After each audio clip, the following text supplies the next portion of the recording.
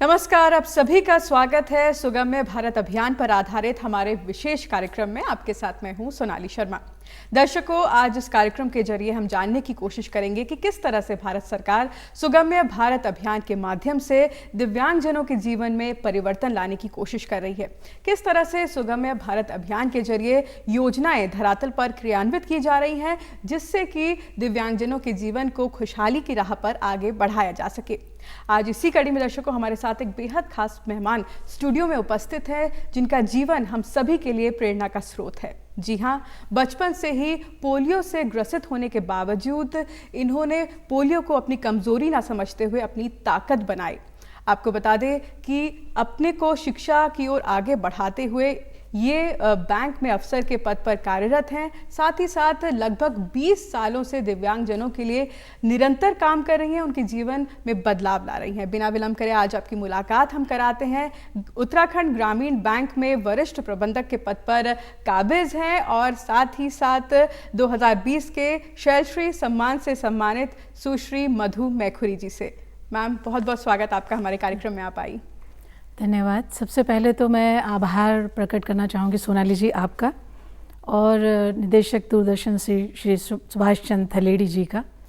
इसके साथ ही मैं यहाँ पर आभार व्यक्त करना चाहूँगी गोकुल के संस्थापक पूजनीय श्री मोहन जगुड़ी जी का, जिन्होंने मुझे सेवा के इस मार्ग की ओर अग्रसर किया और मैं आज आप लोगों के सम्मुख हूँ।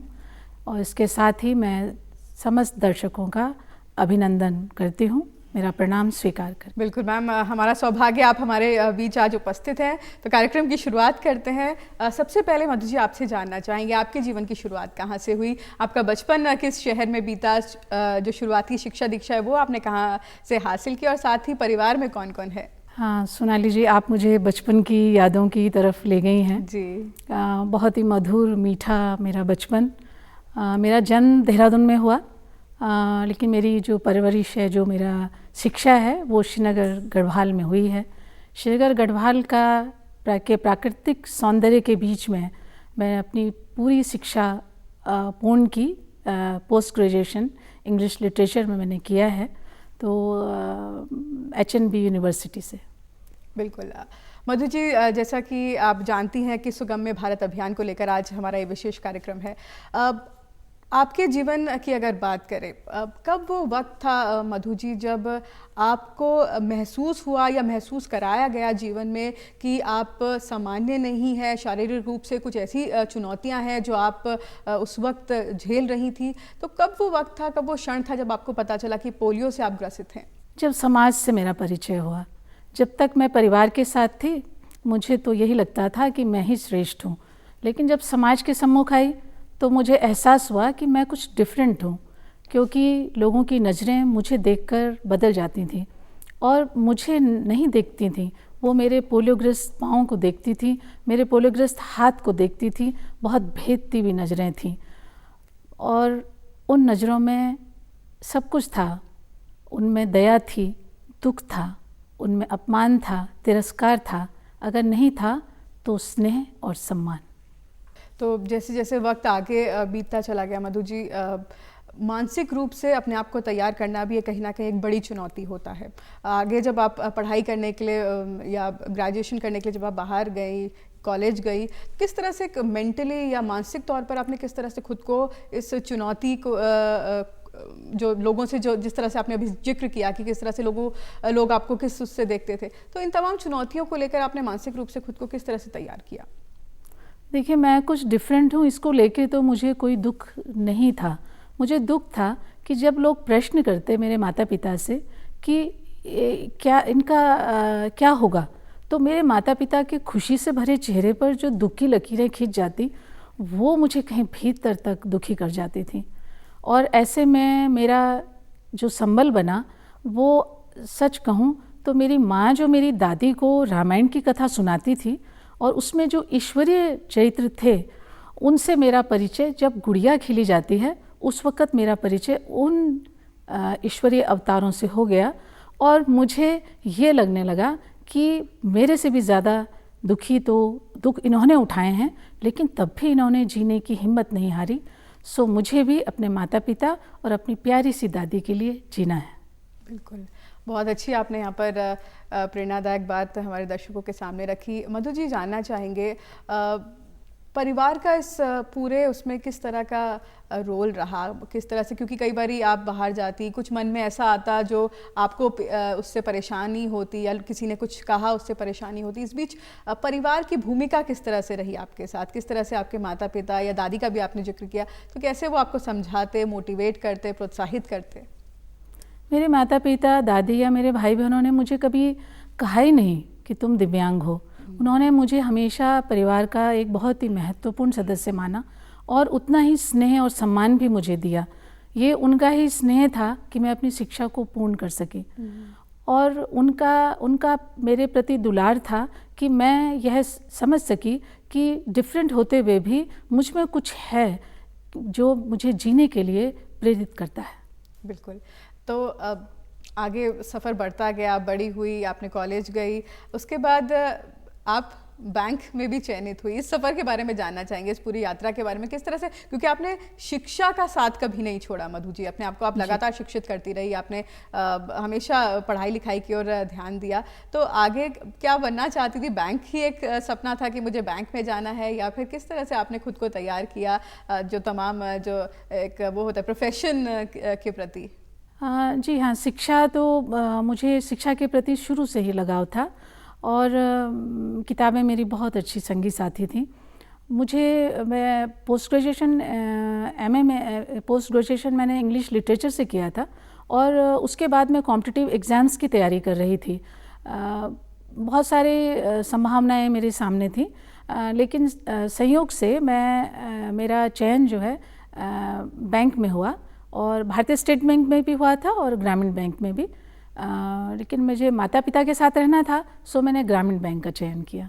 बिल्कुल। तो उस वक्त कितनी बड़ी ये उपलब्धि थी आपके लिए, कितनी बड़ी खुशी थी आप और परिवार के लिए कि आप वहाँ पर चयनित हुई ग्रामीण बैंक में? देखिए, परिवार तो बहुत खुश था और मैं आत्मविश्वास से भर गई थी, क्योंकि मैंने बचपन से यही सुना था कि इसका क्या होगा।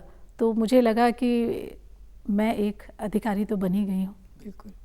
और उन लोगों के लिए भी एक बहुत बड़ा जवाब था कहीं ना कहीं आपका एक सिलेक्शन के रूप में, कि जो भी उन लोगों ने सवाल खड़े किए उस पर आपका एक बहुत उत्तम तरीके से कहा जाए तो एक जवाब था।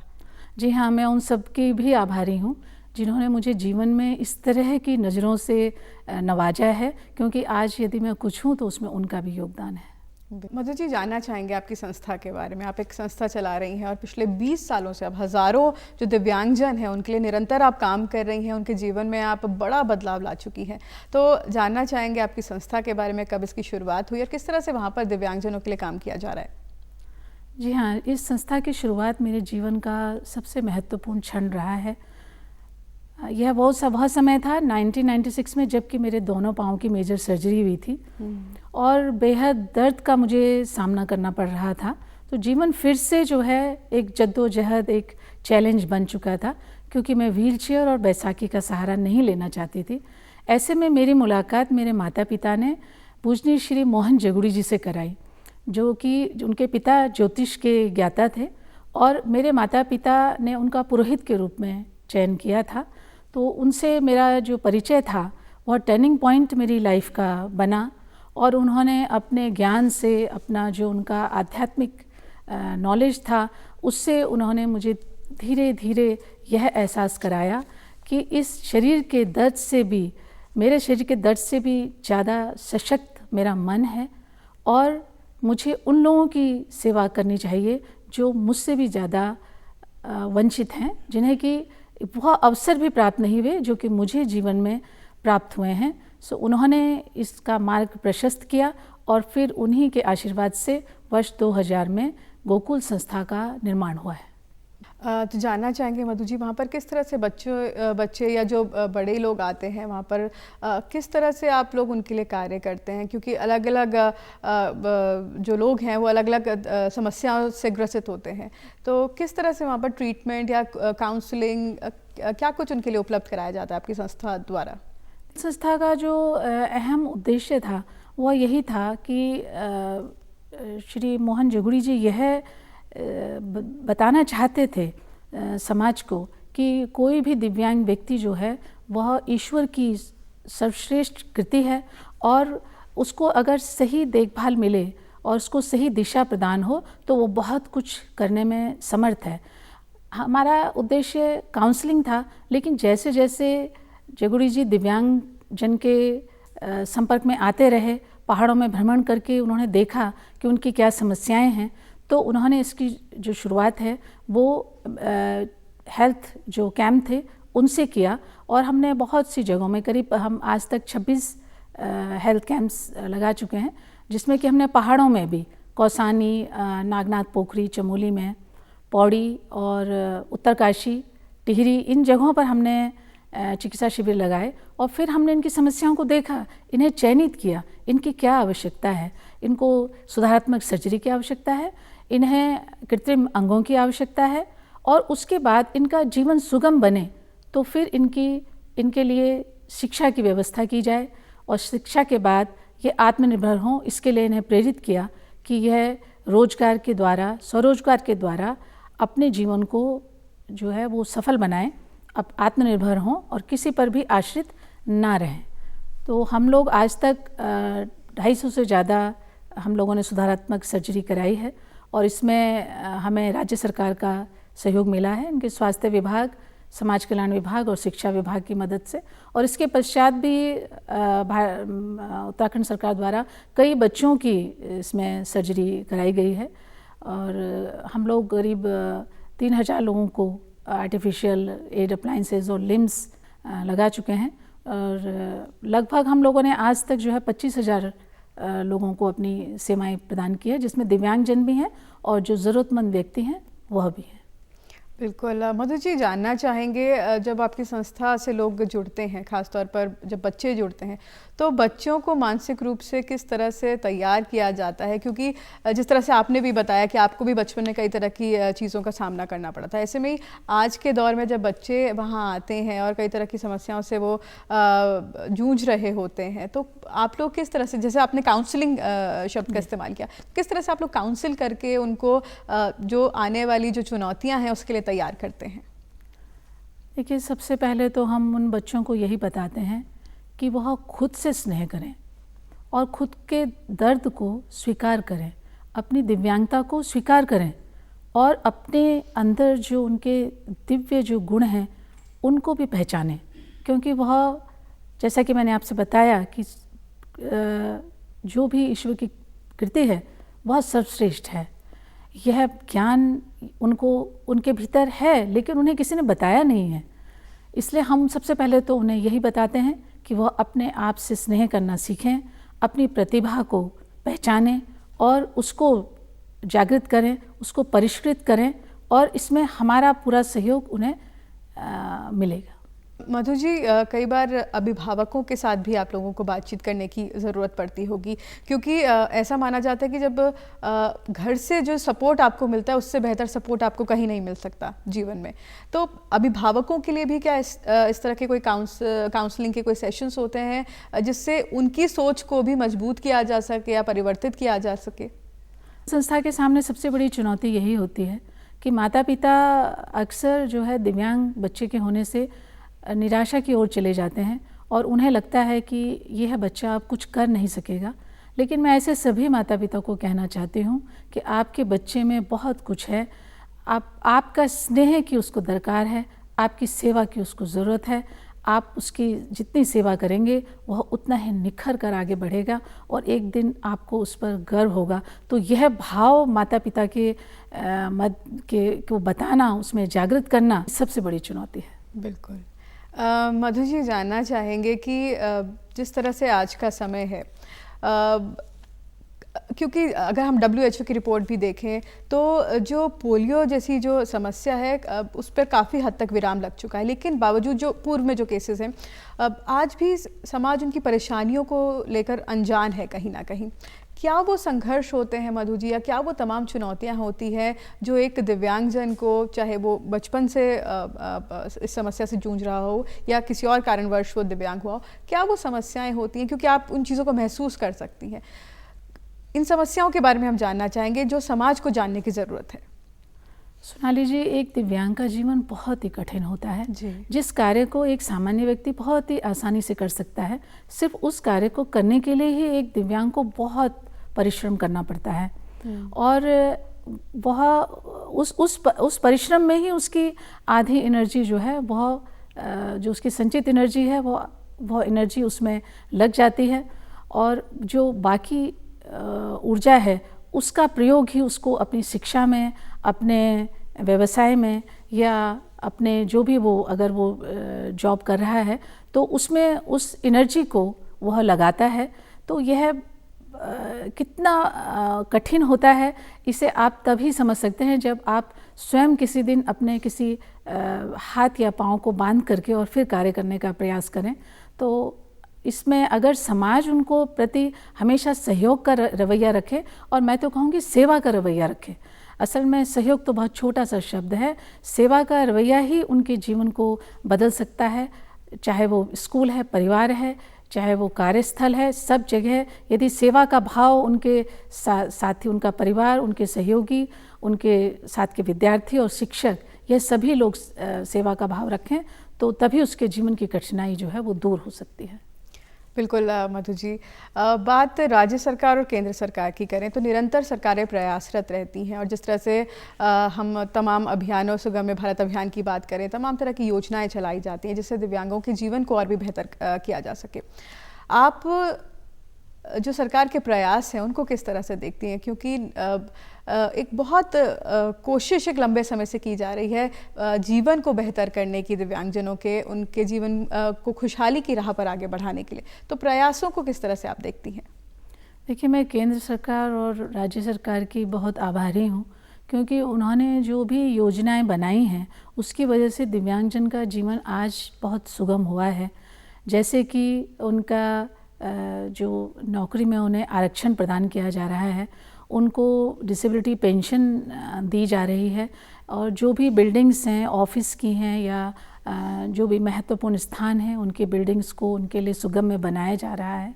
तो यह सब जो राज्य सरकार ने उनकी सहायता के लिए जो योजनाएं बनाई हैं उससे निसंदेह उनका जीवन जो है वो सरल हुआ है। और इसके साथ ही जो डिसेबिलिटी एक्ट जो बनाया गया है उसमें उनके अधिकारों की रक्षा की गई है, और उनके साथ किसी भी तरह का दुर्व्यवहार ना हो और उनको समान अवसर प्राप्त हों। प्रत्येक जगह पर ये समान अवसर उन्हें दिए गए हैं, तो ये बहुत ही सम्मान की बात है। केंद्र सरकार ने और राज्य सरकार ने एक दिव्यांग जीवन को सम्मान प्रदान किया है। बिल्कुल बिल्कुल मधु जी, आप बैंक में वरिष्ठ प्रबंधक के पद पर हैं और आप निरंतर समाज सेवा करती हैं, तो किस तरह से आप अपनी लाइफ को या अपनी जो रोज़ की दिनचर्या है उसको किस तरह से आप बैलेंस रखती हैं, जिससे आप अपना ऑफिस का काम भी कर सकें और उसके बाद आप समाज सेवा के जो तमाम जो आप कार्य करती हैं वो भी आपके निरंतर जारी रहें? तो किस तरह से आपकी दिनचर्या, किस तरह से आप समन्वय बिठाती हैं सब चीज़ों में? बिल्कुल यही सवाल मैंने तब पूछा था श्री जगुड़ी जी से जब यह संस्था स्थापित की जा रही थी, और उन्होंने कहा कि बहुत सिंपल है, जब आप बैंक में हो तो बैंक का कार्य कीजिए, और जब आप वहाँ से जब आपका समय होता है बैंक के बाद का तो या छुट्टी होती है तो उस पे आप दिव्यांगजन की सेवा कीजिए। तो तब ये बहुत सरल बन गया। बिल्कुल, मुझे बैंक में भी मेरे अधिकारियों के द्वारा प्रमोट किया गया और मैं तभी वरिष्ठ प्रबंधक के पद तक पहुंच पाई हूं।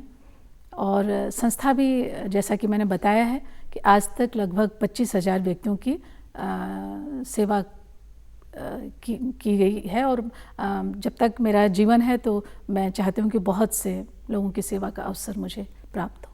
बिल्कुल मधु जी, आपने अपने जीवन के बारे में बताया, अपने अनुभवों के बारे में बताया। जब आप समाज सेवा करती हैं, तमाम लोगों से आप जुड़ती हैं, तो हम चाहेंगे आप हमारे दर्शकों को कुछ ऐसे उदाहरण दें जो वाकई आपके दिल को छुए हों, या जिनकी जो जीवन है उनमें इस कदर परिवर्तन आया हो कि आज वाकई आप उनको देखकर कह सकें कि जो ये थे और अब जो इन्होंने परिवर्तन इनके जीवन में आया वाकई काबिल तारीफ़ है। मैं आपको उदाहरण देना चाहूँगी। श्री विनोद नेगी हैं रुद्रप्रयाग जनपद से, और ये पोलियोग्रस्त हैं। मुझे बहुत वर्ष पहले ये हमारे चिकित्सा शिविर के दौरान इनसे मेरी मुलाकात हुई थी। पहली मुलाकात में ही इन्होंने मुझसे कहा कि दीदी मैं कुछ करना चाहता हूँ। और उसके बाद हमारे परमाध्यक्ष श्री जगुड़ी जी ने मुझे प्रेरित किया कि इन्हें यहाँ पर बुलाया जाए और यहाँ पर जो हमारा कंप्यूटर सेंटर है उसमें इन्हें कंप्यूटर का शिक्षा प्रदान की गई और इन्हें एजुकेट किया गया। तत्पश्चात इन्होंने 2012 में भीड़ी विलेज में अपना कंप्यूटर सेंटर खोला और आज तक यह करीब 500 व्यक्तियों को इसमें कंप्यूटर प्रशिक्षण प्रदान कर चुके हैं। इनका विवाह हुआ है, इनकी धर्मपत्नी पोस्ट ग्रेजुएशन तक शिक्षित हैं, इनका बेटा भी है। जब जब इन्हें देखती हूँ तो सच कहिए उनके जो मन की खुशी है वो मेरे होठों तक अपने आप ही खींची चली आती है। बिल्कुल बिल्कुल मधु जी, शिक्षा की बात करें तो आप शिक्षा पर बहुत फोकस देती हैं और आपका ये भी मानना है, मैंने पढ़ा था कि शिक्षा अगर आपके पास होगी तो आप जीवन में हर तरह की सफलता की ओर आप बढ़ सकते हैं, कुछ भी आप हासिल कर सकते हैं। तो अपने समाज सेवा के दौरान किस तरह से आप लोगों को शिक्षा के प्रति प्रेरित करती हैं? क्योंकि ऐसे में कई बार ऐसा भी होता है कि लोग इतने हताश हो जाते हैं भीतर से कि वो शिक्षा से एक दूरी बना लेते हैं या समाज से एक दूरी बना लेते हैं। तो ऐसे में शिक्षा का कितना अहम रोल है? मुझे खुद भी लगता है कि शिक्षा एक ऐसा माध्यम है जिससे कि आप को ज्ञान, जो अज्ञानता का अंधकार है वह उससे दूर होता है। एक रोशनी के समान है ये जीवन में। इसीलिए संस्था के माध्यम से जो भी बच्चे हमारे पास आते हैं उन्हें शिक्षा के लिए ज़रूर प्रेरित करते हैं। और कई बार हमने पाया है कि जो बच्चे शिक्षा अधूरी भी छोड़ चुके थे वह भी हम गोकुल की प्रेरणा से शिक्षा प्राप्त कर रहे हैं। जैसे कि मैं उदाहरण देना चाहूँगी श्री मनोवर रावत का, जो कि देहरादून में रायपुर से ही हैं। पिता की मृत्यु के बाद इन्होंने शिक्षा छोड़ दी थी और जब इनकी हमसे मुलाकात हुई तो हमने इन्हें शिक्षा के लिए प्रेरित किया और आज यह बहुत वर्षों के बाद इन्होंने कंप्यूटर प्रशिक्षण भी लिया है और यह अपनी शिक्षा भी इस वक्त जो अधूरी छूट गई थी उसे पूर्ण कर रहे हैं। इस वक्त यह इस वर्ष यह 12th का एग्ज़ाम दे रहे हैं। इस तरह से सुश्री सरोज नेगी हैं, इन्होंने स्वयं ही जो है शिक्षा ग्रहण की है और हम इन्हें लगातार प्रेरित कर रहे हैं कि यह जो प्रतिस्पर्धात्मक प्रतियोगिताएं हैं उनमें यह उनकी तैयारी करें और उसमें पार्टिसिपेट करें। बिल्कुल मधु जी, आपसे जानना चाहेंगे कि आपके सपने आगे चलकर क्या हैं? संस्था के साथ साथ समाज में जो तमाम तरह की चुनौतियां हैं और ख़ास तौर पर दिव्यांगजन जो समाज में कई तरह की चुनौतियों का सामना करते हैं, उसको लेकर आने वाले सालों में आप किस तरह से और उनको सशक्त करना चाहेंगी और क्या कुछ जो काम हैं आप इनके लिए करना चाहेंगी जो आपके सपने हों आने वाले समय के लिए? मुझे ये लगता है कि उत्तराखंड के प्रत्येक दिव्यांगजन तक अगर गोकुल संस्था पहुंच सके, उन्हें प्रेरित कर सके, उन्हें चिकित्सा, शिक्षा और रोजगार के लिए प्रेरित कर सके, सहयोग दे सके, तो शायद मेरे जीने का जो लक्ष्य है वो पूर्ण होगा।